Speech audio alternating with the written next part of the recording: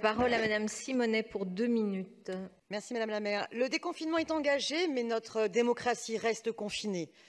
Je déplore cette décision de tous les groupes, majorité comme opposition, de limiter nos débats à une seule demi-journée.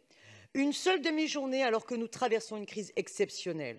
Et voilà les mêmes qui signent une tribune pour déconfiner la démocratie, engager le second tour en juin, sans même avoir un mot de précaution, si les conditions sanitaires le permettent.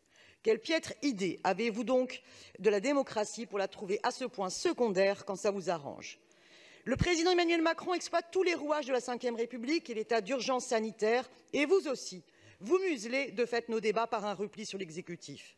C'est précisément parce que nous ne vivons pas dans un contexte ordinaire que nous devrions échanger plus que d'ordinaire. Avec Décidons Paris, ce sont plus de 75 propositions qui ont été co-élaborées avec nombre de syndicalistes et associatifs.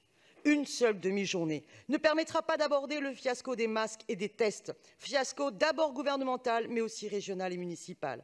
Soutenez donc, comme la France insoumise, la réquisition des entreprises pour les produire, la réquisition des stocks de la grande distribution et leur gratuité. Une seule demi-journée ne peut suffire pour tirer les leçons de la crise de l'hôpital public.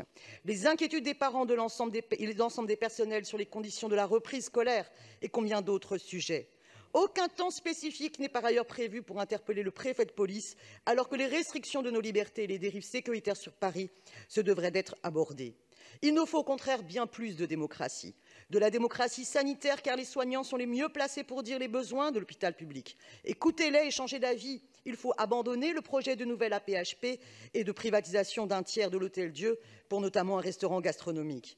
Aucune leçon ne semble avoir été retenue de la canicule de 2003. Créons enfin un conseil du quatrième âge, si un tel conseil avait existé, regroupant enfin salariés des EHPAD et des structures d'aide à domicile, ainsi que les associations de familles de résidents.